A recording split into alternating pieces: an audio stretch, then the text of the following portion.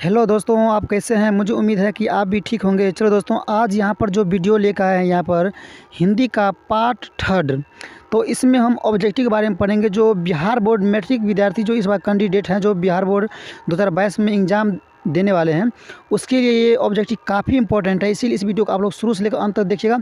और इसमें जितना भी वीडियो है काफ़ी इंपॉर्टेंट है, एक पर एक ऑब्जेक्टिव है। इससे पहले जो वीडियो पार्ट फर्स्ट और पार्ट सेकेंड बताए थे, और यहाँ पर जो पार्ट थर्ड लेकर आए हैं, इसमें भी काफ़ी इंपॉर्टेंट ऑब्जेक्टिव है। बताए थे कुल मिलाकर 200 ऑब्जेक्टिव बताएंगे। तो एक वीडियो में ना हो पाया था, इसीलिए हम हर वीडियो को पार्ट बना दिए, पार्ट 1, पार्ट 2, पार्ट थर्ड। तो इसमें हम पार्ट थर्ड में ऑब्जेक्टिव हिंदी के लेकर आए हैं, जो क्लास 10th से ऑब्जेक्टिव बिहार बोर्ड बराबर पूछता है बिहार बोर्ड में, उसके बारे में जानेंगे। इसलिए दोस्तों, आप लोग इस वीडियो को आप लोग अच्छा से तैयारी करना और एक एक क्वेश्चन को आप लोग समझते जाना, ताकि आप लोग से एक भी क्वेश्चन बिहार बोर्ड में मिस ना हो। और मुझे उम्मीद है कि आप लोग इस वीडियो को ज़रूर लास्ट तक देखिएगा, एक भी क्वेश्चन छूटेगा नहीं। और मुझे विश्वास है कि आप लोग इस वीडियो को देख लीजिएगा, एक भी क्वेश्चन नहीं छूटेगा। और हम आपको विश्वास दिलवाते हैं कि एक भी क्वेश्चन आप लोग को छूटने नहीं देंगे। इसीलिए हर क्वेश्चन को आप लोग अच्छा से स्टडी करते जाना, ताकि आप लोग को बिहार बोर्ड में एक भी क्वेश्चन का मिस ना हो सके। चलिए चलते हैं यहाँ पर क्वेश्चन की ओर, 102 नंबर ऑब्जेक्टिव की ओर। इससे पहले जो पार्ट 2 वीडियो बताए थे, उसमें तो बताए थे 50 से लेकर 100 तक का सेकेंड वीडियो में। और फर्स्ट वीडियो में बताए थे 1 से लेकर 50 तक, और सेकेंड में हो गया आपको 50 से लेकर 100 तक। और यहाँ पर थर्ड वीडियो जो लेकर आए हैं, इसमें आपको 1 से लेकर हम 30-32 ऑब्जेक्टिव के बारे में पढ़ेंगे। चलिए चलते हैं यहाँ पर 102 नंबर ऑब्जेक्टिव की ओर, जो कह रहा है खेमा का रंग कैसा था। 4 ऑप्शन दिया गया यहाँ पर सामने में। कह रहा है खेमा का रंग कैसा था। तो पहला ऑप्शन कह रहा है गेहुआ रंग, बी कह रहा है श्यामला रंग, सी कह रहा है काला रंग, डी कह रहा है पीला रंग। ध्यान रखना, इसका जो राइट आपका आंसर होगा ये होगा गेहुआ रंग। तो खेमा जो था आपको गेहुआ रंग का था, समझ गए। अब यहाँ पर चलते हैं 103 नंबर ऑब्जेक्टिव की ओर, जो कह रहा है खेमा किस कद का बालक था। समझ गए, क्वेश्चन काफ़ी इंपॉर्टेंट है। कह रहा है खेमा किस कद का बालक था। 4 ऑप्शन आप लोगों के सामने दिया गया है। पहला कह रहा है 5.5 फुट का। समझ गए, ध्यान से देखिएगा ऑब्जेक्टिव को। पहला ऑप्शन कह रहा है 5.5 फुट का, बी कह रहा है 4.5 फुट, सी कह रहा है 3.5 फुट, और डी कह रहा है इनमें से कोई नहीं। ध्यान रखना, इसका जो राइट आपका आंसर होगा सी होगा 3.5 फुट। तो आप लोग ऑब्जेक्टिव में पूछेगा खेमा कितने फुट का बालक था, तो आप लोग ऑब्जेक्टिव में आएगा तो ध्यान रखना 3.5 फुट में टिक लगाइएगा। समझ गए।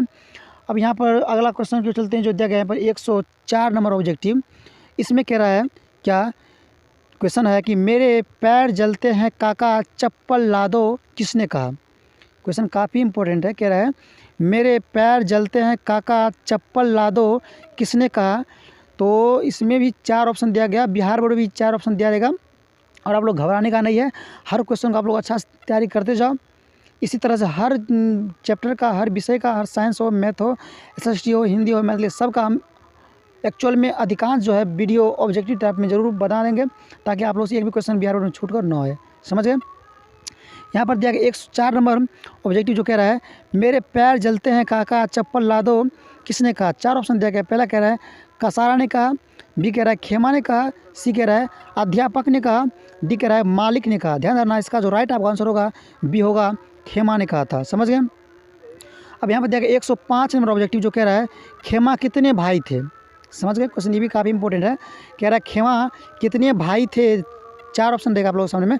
पहला ऑप्शन कह रहा है 5 भाई, बी कह रहा है 3 भाई, सी कह रहा है 4 भाई, और डी कह रहा है 2 भाई। इसका जो राइट आपका आंसर होगा सी 4 भाई। तो खेमा आपको 4 भाई थे। और आप लोग ध्यान रखना, ये भी क्वेश्चन क्या बार ने बिहार बोर्ड पूछ दिया गया क्वेश्चन है। समझ गए। अब यहाँ चलते हैं अगला क्वेश्चन की ओर, जो दिया गया यहाँ पर 106 नंबर ऑब्जेक्टिव, जो कह रहा है खेमा अपने भाइयों में कौन सा कद का था। समझ गए, क्वेश्चन आप लोग समझते ही होंगे। और क्वेश्चन जो भी क्वेश्चन आप लोग समझ में ना आए, तो आप लोग ज़रूर कमेंट करिएगा। उस क्वेश्चन को आप लोग, हम कोशिश करेंगे उस क्वेश्चन को अच्छा सा और समझाने के लिए। समझ गए।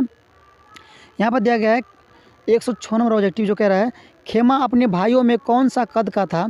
तो इसमें भी 4 ऑप्शन दिया गया। पहला कह रहा है सबसे छोटा कद, बी कह रहा है सबसे बड़ा कद, सी कह रहा है मंझले कद, और यहाँ पर डी कह रहा है इनमें से कोई नहीं। ध्यान रखना, इसका जो राइट आपका आंसर होगा ये होगा सबसे छोटा कद। तो खेमा अपने भाइयों में सबसे छोटा कद का हाथ था। बता दें इससे पहले ऑब्जेक्टिव कह रहा है ना कि खेमा कितने भाई थे। ध्यान रखना, खेमा जो था 4 भाई था। तो खेमा जो था आपको चारों भाई में सबसे छोटा कद का था, समझ गए। अब यहाँ पर दिया गया 107 नंबर ऑब्जेक्टिव जो कह रहा है खेमा को अपने साथ कौन ले जाना चाह रहा था। ये भी क्वेश्चन काफ़ी इंपॉर्टेंट है। कह रहा है खेमा को अपने साथ कौन ले जाना चाह रहा था। तो इसमें भी 4 ऑप्शन दिया गया। पहला कह रहा है प्रधानाध्यापक, बी कह रहा है अध्यापक होगा, सी कह रहा है वकील होगा, या यहाँ पर डी कह रहा है कि पुलिस होगा। तो ध्यान देना, इसका जो राइट आपका आंसर होगा बी होगा अध्यापक। तो खेमा को अध्यापक अपने साथ ले जाना चाह रहे थे। जब अध्यापक उस खेमा के दुकान पर चाय पीने के लिए आए थे, उसका ये क्या कहते हैं बाल मजदूरी मतलब कम ही उम्र में देखकर उसको कुछ फीलिंग हुआ और उससे बात किया, कहा इस उम्र में पढ़ेगा लिखेगा, इसीलिए उसको पिताजी से बात करके खेमा को ले जाना चाह रहे थे, समझ गए। अब यहाँ पर दिया गया 108 नंबर ऑब्जेक्टिव जो कह रहा है खेमा कसारा के होटल पर काम क्यों कर रहा था। समझ गए, क्वेश्चन काफ़ी इंपॉर्टेंट है। कह रहा है खेमा कसारा के होटल पर काम क्यों कर रहा था। तो इसमें भी 4 ऑप्शन आप लोगों के सामने आएगा, समझ गए। पहला कह रहा है शौक से कर रहा था, बी कह रहा है खुशी से कर रहा था, यहाँ पर डी कह रहा है सी कह रहा है गरीबी के कारण कर रहा था, और यहाँ पर डी कह रहा है इनमें से सभी। ध्यान देना, इसका जो राइट आपका आंसर होगा सी गरीबी के कारण। तो खेमा कसारा का होटल पर गरीबी के ही कारण काम कर रहा था। कौन करता है किसी को नौकर खुशी बनकर, समझ गए। इसको पास गरीबी आया था, इसीलिए गरीबी कारण काम बेचारा कर रहा था खेमा। तो जब भी क्वेश्चन आएगा तो आप लोग गरीबी में टिक लगाइएगा, समझ गए। अब यहाँ पर दिया गया 109 नंबर ऑब्जेक्टिव जो कह रहा है खुशबू रचने वाली हाथ कैसी परिस्थितियों में रह रही है। समझ गए, क्वेश्चन है खुशबू रचने वाली हाथ कैसी परिस्थितियों में रह रही हैं। तो 4 ऑप्शन दिया गया। पहला कह रहा है गंदी परिस्थिति, बी कह रहा है साफ, सी कह रहा है चमकीले, और यहाँ पर डी कह रहा है सुंदरता। ध्यान देना, इसका जो राइट आपका आंसर होगा ये होगा गंदी परिस्थिति।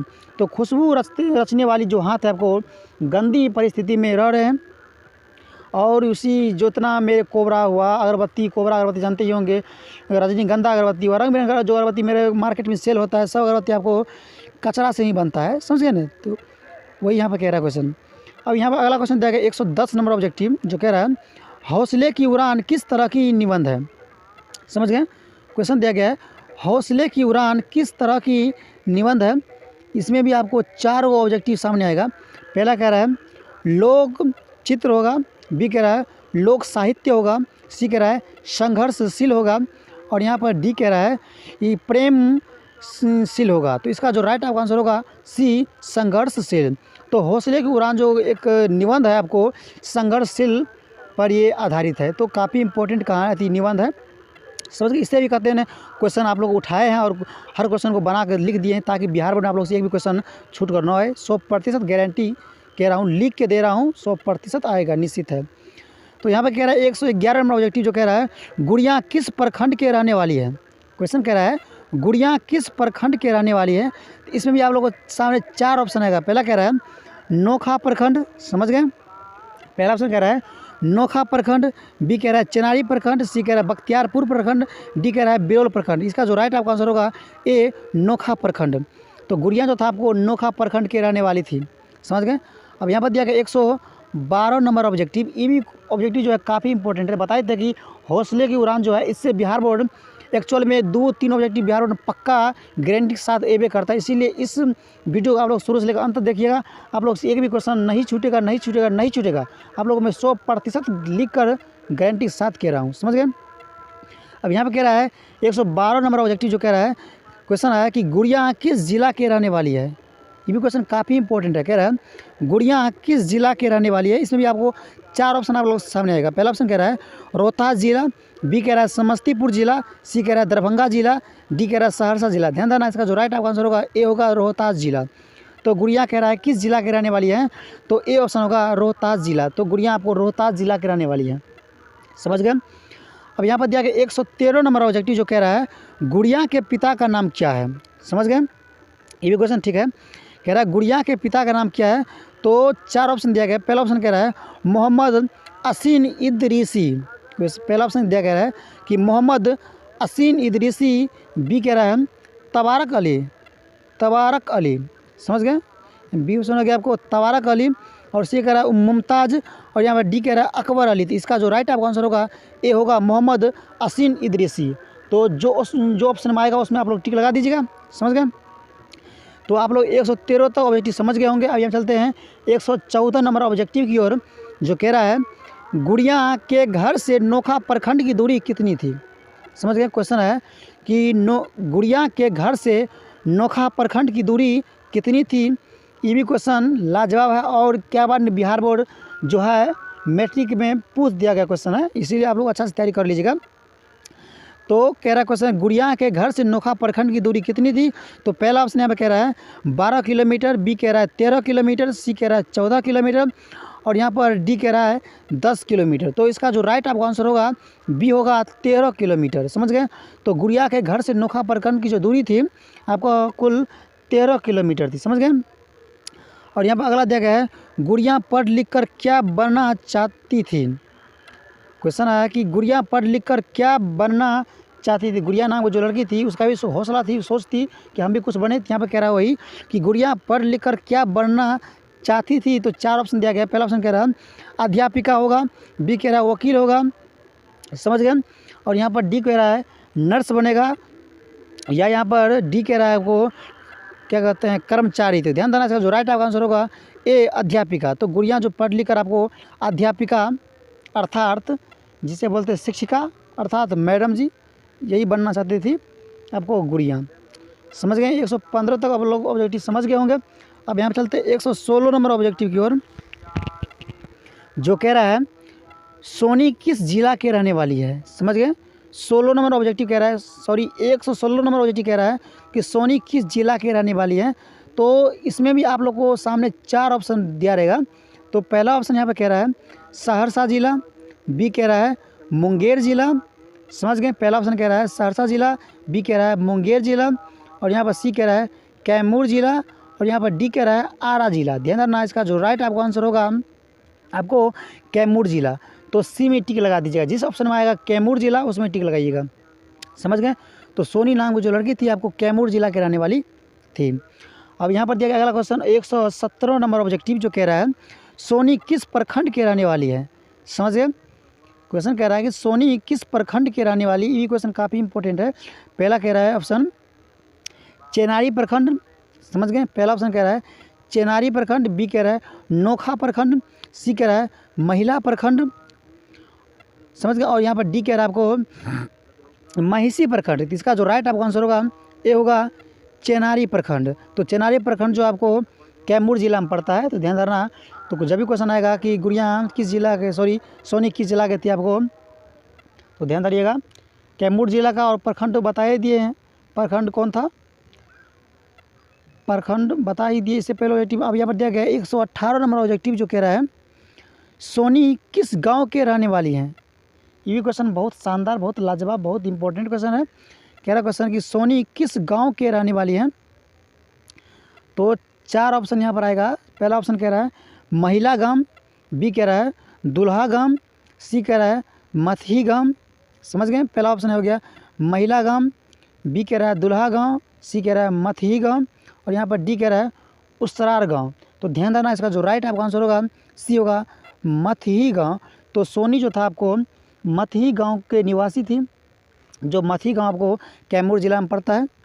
समझ गए। यहाँ तक आप लोग समझ गए होंगे। अब यहाँ चलते हैं 119 नंबर ऑब्जेक्टिव, जो कह रहा है सोनी के पिता का नाम क्या था। समझ गए। कह रहा है क्वेश्चन कि सोनी के पिताजी का नाम क्या था। तो पहला ऑप्शन यहाँ पर दिया गया है विष्णु शंकर तिवारी। पहला ऑप्शन कह रहा है विष्णु शंकर तिवारी, बी कह रहा है राहुल तिवारी, सी कह रहा है गोकुल तिवारी और यहाँ पर डी कह रहा है मनोज तिवारी। ध्यान देना इसका जो राइट आपका आंसर होगा ये होगा विष्णु शंकर तिवारी। तो सोनी के पिता का जो नाम हो गया आपको विष्णु शंकर तिवारी। तो जो ऑप्शन में आएगा विष्णु शंकर तिवारी आप लोग टिक लगा दीजिएगा। समझ गए। यहाँ तक आप लोग क्वेश्चन समझ गए होंगे। अब यहाँ पर दिया गया है 120 नंबर ऑब्जेक्टिव। ये भी ऑब्जेक्टिव जो है काफ़ी इंपॉर्टेंट है, जो बिहार बोर्ड में पिछला साल भी पूछा गया क्वेश्चन था। समझ गए। इस ऑब्जेक्टिव में कह रहा है कि सोनी किस प्रतियोगिता में पहला स्थान प्राप्त किया था। समझ गए। क्वेश्चन ये काफ़ी इंपॉर्टेंट है। कह रहा है सोनी किस प्रतियोगिता में पहला स्थान प्राप्त किया था। तो पहला ऑप्शन यहाँ पर बताया जा रहा है कि कबड्डी, ये भी वो प्रतियोगिता है। समझ गए। तो कह रहा है कबड्डी प्रतियोगिता, बी कह रहा है एथलेटिक्स प्रतियोगिता, सी कह रहा है जीके प्रतियोगिता और यहाँ पर डी कह रहा है सुई धागा प्रतियोगिता। ध्यान देना, ये जो प्रथम स्थान प्राप्त किया था आपको एथलेटिक्स प्रतियोगिता, बी ऑप्शन में टिक लगाइएगा, समझ गए। तो सोनी नाम की जो लड़की थी आपको ये एथलेटिक्स प्रतियोगिता में पहला स्थान प्राप्त किया था। इतना एक लड़की होगा, इतना जुनून था उसके शरीर में, जो समझ जाओ जिला स्तर पर पहला स्थान प्राप्त किया था। अब यहाँ पर दिया गया अगला क्वेश्चन 121 नंबर ऑब्जेक्टिव जो कह रहा है कदम किस गांव के रहने वाली है। तो पहला लड़की के बारे में पढ़े गुड़िया, दूसरा पढ़े सोनी। अब यहाँ पर तीसरा लड़की दिया गया आपको कदम, ये भी लड़की का नाम है। कह रहा है कदम किस गांव के रहने वाली है। तो 4 ऑप्शन दिया गया, पहला गणेशपुर, बी कह रहा है जमालपुर, सी कह रहा है हसनपुर, डी कह रहा है विष्णुपुर। तो ध्यान देना, इसका जो राइट आपका आंसर होगा ये होगा गणेशपुर। तो कदम नाम की जो लड़की आपको गणेशपुर गांव के रहने वाली है। तो कदम के पास भी हौसला काफ़ी नहीं है, काफ़ी अधिक हौसला है, क्योंकि ये भी जो ठान लेती है वो करके ही छोड़ती है। तो यही पे कह रहा है, तो आप इसके बारे में पढ़ेंगे कदम के बारे में। तो कदम कह रहा है कि कदम बताओ किस गांव के रहने वाली है। तो ध्यान रखना, कदम जो था आपको गणेशपुर गांव जो है उसी गांव का रहने वाली है। अब यहाँ पर दिया गया है कदम किस प्रखंड के रहने वाली है। समझिए, कदम नाम की जो लड़की है, अभी बताए थे कदम जो था आपको क्या कहते हैं, इससे पहले बताए थे कदम। तो यहाँ पर कह रहा है कदम किस प्रखंड के रहने वाली है। तो पहला कह रहा है चेनारी प्रखंड, बी कह रहा है नोखा प्रखंड, सी कह रहा है बख्तियारपुर प्रखंड और डी कह रहा है बिरोल प्रखंड। तो यहाँ पर जो ऑप्शन होगा सी बख्तियारपुर प्रखंड। तो ध्यान देना, जो हम गणेशपुर गांव जो पड़ता है वो बख्तियारपुर प्रखंड में पड़ता है। तो जब भी क्वेश्चन आप लोगों के सामने आएगा कि कदम किस प्रखंड के रहने वाली है, ध्यान देना बख्तियारपुर प्रखंड में टिक लगा दीजिएगा, समझ गए। अब यहाँ पर दिया गया है 123 नंबर ऑब्जेक्टिव जो कह रहा है कदम किस जिला के रहने वाली है। अब जिला पूछता है कि बताओ बख्तियारपुर प्रखंड जो है किस जिला में पड़ता है। तो ये भी कह रहा है कि कदम किस जिला के रहने वाली है। 4 ऑप्शन दिया गया आप लोगों के सामने। पहला कह रहा है कैमूर जिला, बी कह रहा है मुंगेर जिला, समझ गए। पहला ऑप्शन हो गया कैमूर जिला, बी हो गया मुंगेर जिला और यहाँ पर सी हो गया समस्तीपुर जिला और यहाँ पर डी हो गया दरभंगा जिला, समझ गए। तो दरभंगा जिला में आप लोग टिक लगा दीजिएगा। चलिए दोस्तों, आप चलते हैं यहाँ पर 124 नंबर ऑब्जेक्टिव की ओर जो कह रहा है कदम अपने स्कूल के बाल संसद की क्या है। यहाँ पर दिया गया 124 नंबर ऑब्जेक्टिव, ये भी काफ़ी इंपॉर्टेंट है। कह रहा है कदम अपने स्कूल के बाल संसद की क्या है। कदम नाम की जो लड़की है, कदम अपने स्कूल बताओ बाल संसद क्या है। तो यहाँ पर भी 4 ऑप्शन आप लोगों के सामने मिलेगा। पहला ऑप्शन यहाँ पर कह रहा है मुखिया थी, बी कह रहा है या प्रधानमंत्री थी, सी कह रहा है या मुख्यमंत्री थी, यहाँ पर डी कह रहा है, सी कह रहा है मुख्यमंत्री और यहाँ पर डी कह रहा है नेता थी। ध्यान देना, जो राइट आपका आंसर होगा बी होगा प्रधानमंत्री। तो कदम जो था अपने स्कूल की प्रधानमंत्री थी, प्रधानमंत्री बाल संसद की थी, घोषित कर दी थी कि लड़की की जो बाल संसद जो टीम होती है उसका प्रधानमंत्री घोषित किया था, समझ गए। अब यहाँ पर दिया गया 125 नंबर ऑब्जेक्टिव जो कह रहा है बताओ कदम के पिता का नाम क्या है। ये भी क्वेश्चन काफ़ी इंपॉर्टेंट है। कह रहा है कदम के पिता का नाम क्या है। तो यहाँ पर पहला ऑप्शन कह रहा है जितेंद्र माझी, बी कह रहा है अनिल माझी, सी कह रहा है रमेश माझी, समझ गए। पहला ऑप्शन हो गया जितेंद्र माझी, बी हो रहा है अनिल माझी, सी हो गया रमेश माझी, डी हो गया मुकेश माझी। ध्यान रखना, इसका जो राइट आपका आंसर होगा ए होगा जितेंद्र माझी। तो कदम के जो पिता का नाम था आपको जितेंद्र माझी था। तो यहाँ तक आप लोग क्वेश्चन आप लोग समझ गए होंगे, 125 तक समझ गए। आप यहाँ पर चलते हैं 126 नंबर ऑब्जेक्टिव की ओर जो कह रहा है बताओ कदम की माता का नाम क्या है। समझ गए, दिया गया है कदम की माता का नाम क्या है, माता जी का नाम क्या है बताओ। कदम नाम की जो लड़की है कहता है उसका मम्मी के नाम मतलब माता जी का नाम बताइए क्या है। तो यहाँ पर भी आप लोगों के सामने 4 ऑप्शन आएगा, तो जो ऑप्शन में सही होगा उसमें टिक लगाइएगा। तो पहला ऑप्शन यहाँ पर कह रहा है किंतु देवी, समझ गए। पहला ऑप्शन हो गया किंतु देवी और यहाँ पर डी ऑप्शन हो गया शांति देवी और यहाँ पर सी ऑप्शन हो गया पूनम देवी और डी हो गया रूपम देवी। ध्यान रखना, इसका जो राइट आपका आंसर होगा बी शांति देवी। तो कदम की माता जो नाम था आपको शांति देवी ही था, समझ गए। अब यहाँ पर दिया गया 127 नंबर ऑब्जेक्टिव, ये भी काफ़ी इंपॉर्टेंट है। कह रहा है कदम बड़ी होकर क्या बनना चाहती है। देखिए ये क्वेश्चन जो आप लोग सामने जो दिख रहे हैं 127 नंबर, ये ऑब्जेक्टिव आपको 2 साल पहले लगातार 3 साल तक लगातार पूछता ही रहा ऑब्जेक्टिव। दूसरा पहले पूछा था जब हम परीक्षा दिए थे मैट्रिक का, उस टाइम का। यहाँ पे कह रहा है कदम बड़ी होकर क्या बनना चाहती है। तो ध्यान रखना, पहला ऑप्शन दिया गया है डॉक्टर, बी कह रहा है नेता, सी कह रहा है डॉक्टर और यहाँ पर डी कह रहा है मुखिया। तो यह इसका जो राइट आपका आंसर होगा सी होगा डॉक्टर। तो कदम बड़ी होकर डॉक्टर बनना चाहती थी, उसका सपना था कि हम भी डॉक्टर बने और सभी गरीब पेशेंट को फ्री में इलाज करें। बहुत सुंदर सोच थी इस कदम नाम की लड़की को, समझ गए। अब यहाँ चलते हैं 128 नंबर ऑब्जेक्टिव की ओर। 128 नंबर ऑब्जेक्टिव की ओर जो कह रहा है, अब यहाँ पर पहला पढ़े थे गुड़िया के बारे में, दूसरा पढ़े सोनी के बारे में, तीसरा पढ़े आपको क्या कहते हैं कदम के बारे में लड़की था। अब यहाँ पर चौथा लड़की जो बताया जा रहा है जैनब खान के बारे में, ये वो मुस्लिम लड़की है। ये भी लड़की के पास जुनून का नहीं है, काफ़ी जुनून है। तो इसमें क्वेश्चन कह रहा है कि जैनब खान किस जिला के रहने वाली है। इसमें भी 4 ऑप्शन रहेगा। पहला ऑप्शन कह रहा है शिवहर जिला, बी कह रहा है कैमूर जिला, सी कह रहा है मुंगेर जिला, डी कह रहा है दरभंगा जिला। तो ध्यान था ना, इसका जो राइट आपका आंसर होगा ये होगा शिवहर जिला। तो जैनब खान भी था आपको शिवहर जिला के ही निवासी था, समझ गए। 128 तक समझ गए होंगे। अब यहाँ पर दिया गया 129 नंबर ऑब्जेक्टिव जो कह रहा है, बताओ जैनब खान किस पंचायत के रहने वाली है। समझ गए। क्वेश्चन है कि जैनब खान किस पंचायत के रहने वाली हैं। तो यहाँ पर भी आप लोग को सामने 4 ऑप्शन आएगा, ऑब्जेक्टिव आएगा। जो ऑप्शन आएगा उसमें टिक लगाइएगा। पहला ऑप्शन कह रहा है जिला पंचायत, बी कह रहा है कहतरवा पंचायत, सी कह रहा है लधो पंचायत और यहाँ पर डी कह रहा है अपजला पंचायत। ध्यान देना, इसका जो राइट आपका आंसर होगा ये होगा कहतरवा पंचायत। तो आप लोग बी में टिक लगा दीजिएगा, समझ गए। यहाँ तक कंप्लीट हो गया।